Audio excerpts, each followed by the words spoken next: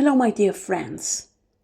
Today I'm talking about partial lunar eclipse in Pisces that will come up around 18 September 2024.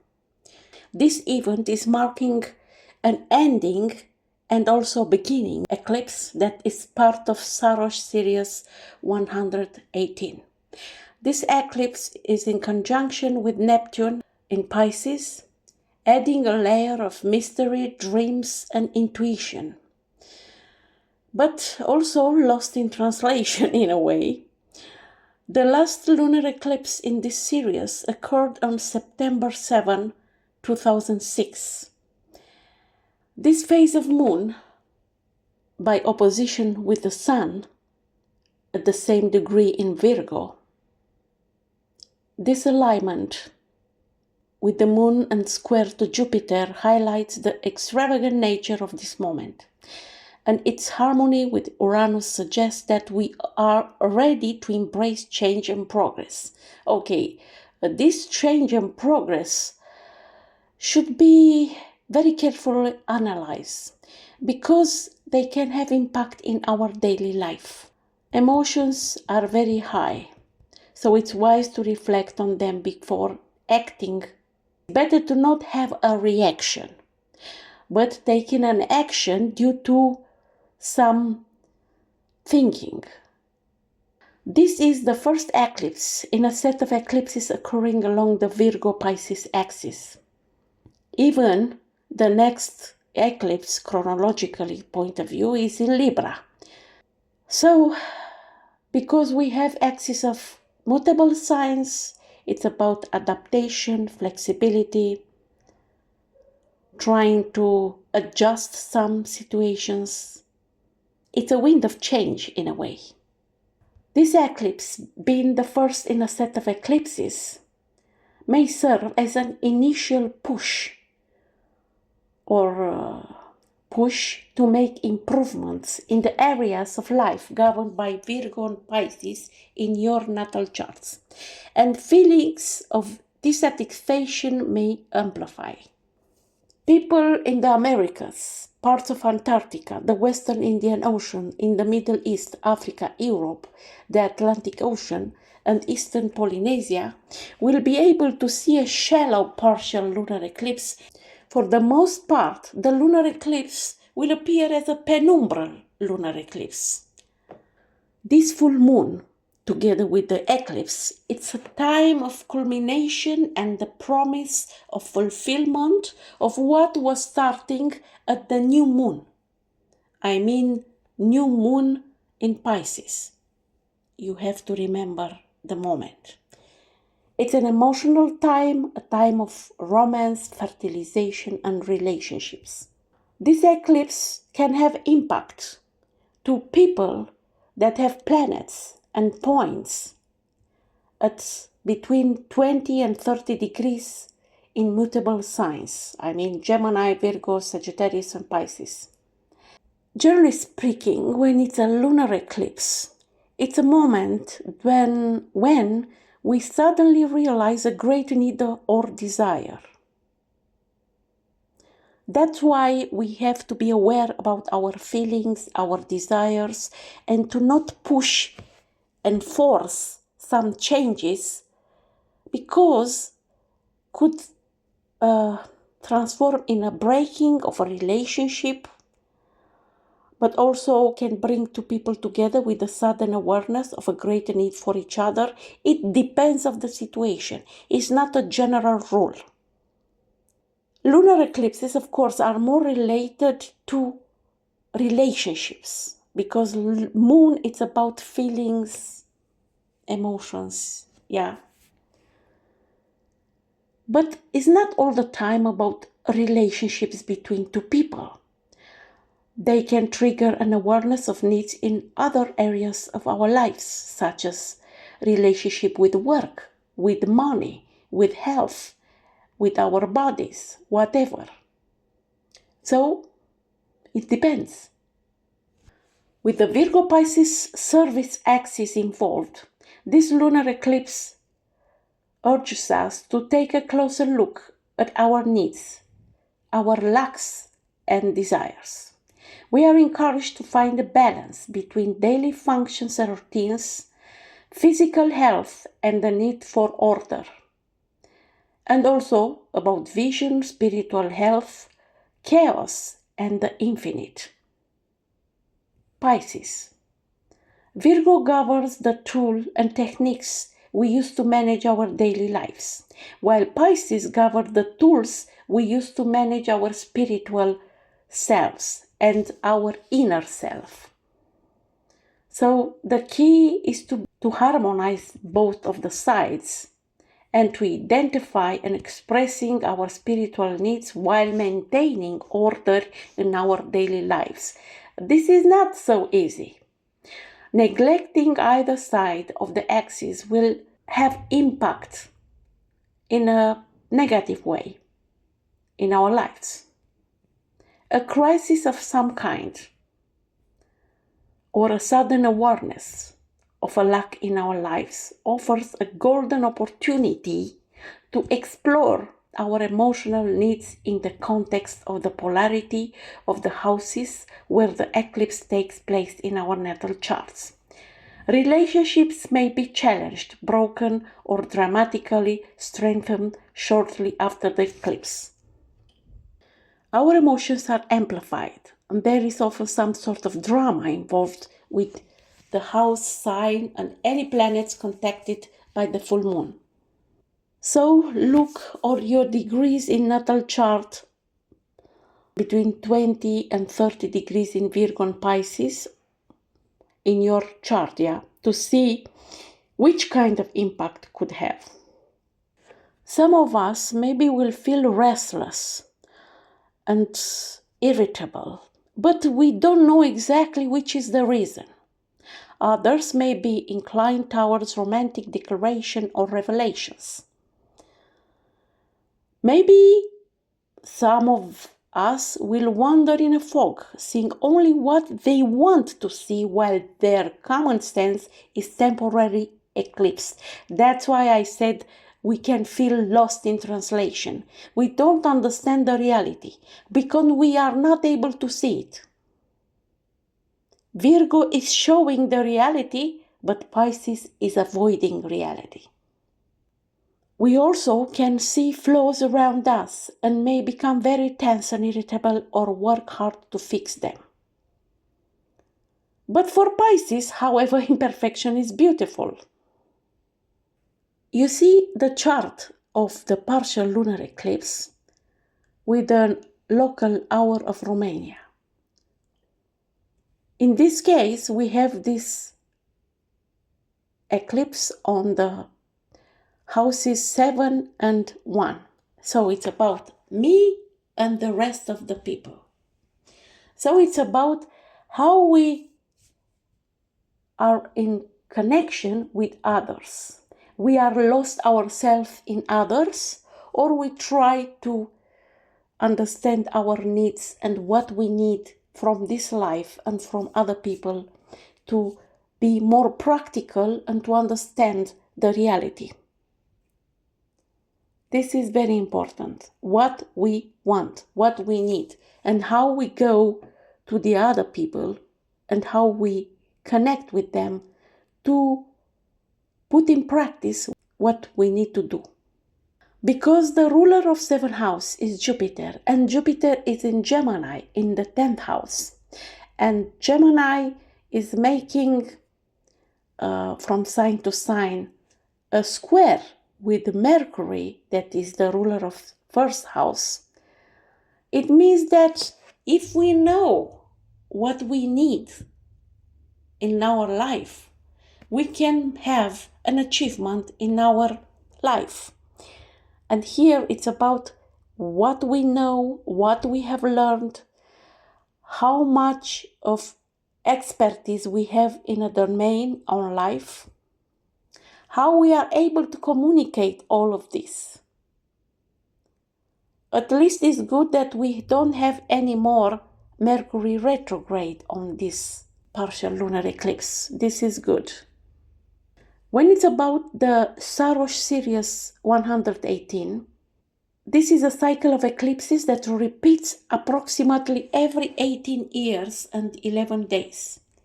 Each series begins with a unique configuration of the Sun, Moon, and Earth, and the themes and energies of that initial eclipse resonate throughout the entire series. The themes of this series often revolve around deep emotional and psychological changes, intense introspection, and the discovery of hidden truth. These eclipses can bring significant ending and beginnings, urging us to let go of old patterns and adopt new ways of being. What world events from the last eclipse in September 2006 we had? For example, it was a reclassification of Pluto. In August 2006, the International Astronomical Union redefined the criteria for classifying planets, leading to Pluto being reclassified as a dwarf planet. This event mirrored the eclipse's theme of redefinition and transformation. Environmental awareness. In 2006, it was a growing awareness of climate change and environmental issues. Al Gore made a documentary. Okay, it was too dramatic for my taste, but this is another situation. That was discussed about impact of human activities on the environment. Yeah, but I didn't see any second opinion from other scientists that to talk about the big cycles of planet Earth that are coming and going, no matter if this planet is with people on it and animals or not. Nobody is talking about this. And even they try to talk about this, they are cancelled. They are not allowed to speak about because they are experts. So they are not allowed. Only one kind of experts are allowed. You see, this is a duality in this approach. We are looking only to a place, but we don't see the complete reality. This is lost in translation. Technologically advanced. The tech industry experienced significant developments. For example, it was launched the Twitter in July 2006. That was a revolution in those times. Politically changes. Several countries experienced political shifts, such as announcement of British Prime Minister Tony Blair's resignation, signaling changes in leadership and governance. If your birthday is close to September 18, or you have planets or significant points, such as Saturn midheaven or nodes, between 20 and 30 degrees in Pisces, Virgo, Gemini, or Sagittarius, this eclipse is important for you. So you need to be aware. So if you have Sun or Moon in these places, it means that a fundamental shift in personal identity or emotional state is leading to necessary changes in your life. So be aware about it. If it's the case of Mercury, you maybe will have revelation, communication, learning, or a significant change in your way of thinking and processing information. If it's about Venus, transformations in relationships, values, and finances, prompting you to reevaluate what truly matters for you. Mars, its desire to act or assert yourself in a new direction, possibly facing challenges that test your strength and determination. Jupiter, expansion in beliefs, travel or education, encouraging you to explore new horizons. If it's about Saturn, it's about lessons in discipline, responsibility, patience, and boundaries, leading to a restructuring of fundamental areas of your life. If it's about Uranus, can be sudden unexpected changes that push you towards freedom and innovation. Neptune, It's about sensitivity, intuition, and spiritual insights, possible blurring the lines between reality and illusion. What can do Neptune? Pluto, deep transformation and rebirth, often through intense experiences or power struggles. Which kind of impact is given this eclipse? Due to your ascendant sign. So for Aries ascendant, it's about period of introspection, spiritual growth, and realize of subconscious patterns. You might feel the need for solitude and inner healing. Okay, here it's a complex process. Also, it's about to be aware about your vices, your habits, what you don't need anymore in your life, and to release some patterns or limitation in your life. You need a little bit of patience with yourself and to feel the need to know you better and to make some changes from inside to outside. When it's about Taurus ascendant, here could be changes in friendship, social networks, and aspirations. Maybe it's time to reevaluate your goals and the people you are associated with. Because here, maybe it's about qualities of your people, friends, social networks. The quality is very important. To not have too much expectation to people that you don't know well. Gemini ascendant. Transformation in career, public image, and long-term goals. You might experience a significant change in your professional path. Or also, because the 10th house, it's about important achievements in life that maybe have impact in your career, of course. But you should be aware of this. Cancer ascendant. Changes in beliefs, higher education, travel, or legal matters. It's time to explore new territories and expand your horizons. Leo ascendant. It's about deep transformations related to shared resources, intimacy, and personal growth. You might face issues related to power, control, or deep psychological healing. Yeah, it's time for a deep transformation. If you are not willing to transform yourself in a way or another, something from outside will come to you, people, events, whatever, and in a way or another will push you to make these changes in your life. Also, take care of your finances. What resources do you have? Your own resources. What resources do you have in shared resources with your life partner, with your business partners? Here maybe will be some changes. Virgo ascendant. Changes in partnerships and close relationships. This could signal the end of one relationship and the beginning of another. Or could be a big transformation of an existing relationship that is going up to another level. And this means quality, to increasing quality. But it depends of what you are doing while it's happened, this event. Libra ascendant. Could be changes in daily routines, work, and health. You may need to adopt new habits or address health concerns. So you need to pay attention of this, because if you neglect your lifestyle, your routines, your health, you will pay a price for this. So take care of your health, and your relationship in work environment. Scorpio ascendant. Transformations by using creativity, romance, and leisure activities. This could be a time to express your creative talents or evaluate romantic relationships. Okay, should be some opportunities here, but it depends on how you use all this in your life.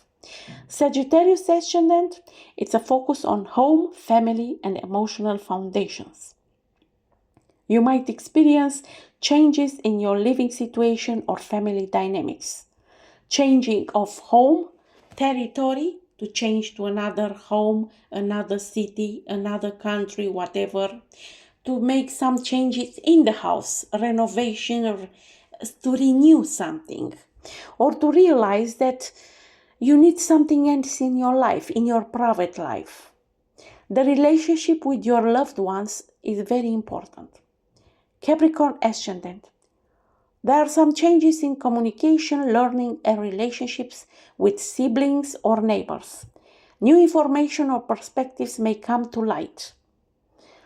So, the quality of information that you attract or release are very important for a new beginning. Aquarius ascendant could be changes in finances, values, and possessions. So also it's time for you to reevaluate what you truly value and how you manage your resources. So here it's about how you evaluate yourself, how good you are in your expertise, in what you know, and how you present to the world all your qualities and your value. Pisces ascendant. It's a period of transformation of self-image. You want to make big changes in this. Also in personal goals and physical appearance. It's a kind of renew, a new life. You maybe feel a strong need to redefine yourself from the root, very deep root. Yeah, maybe it's time for this. So now, look in your natal chart, see where do you have axis, Pisces, Virgo, and see what kind of aspects are making between this lunar eclipse and your natal chart. I'm waiting your questions and comments down below. Until next time, I wish you all the best. Bye-bye.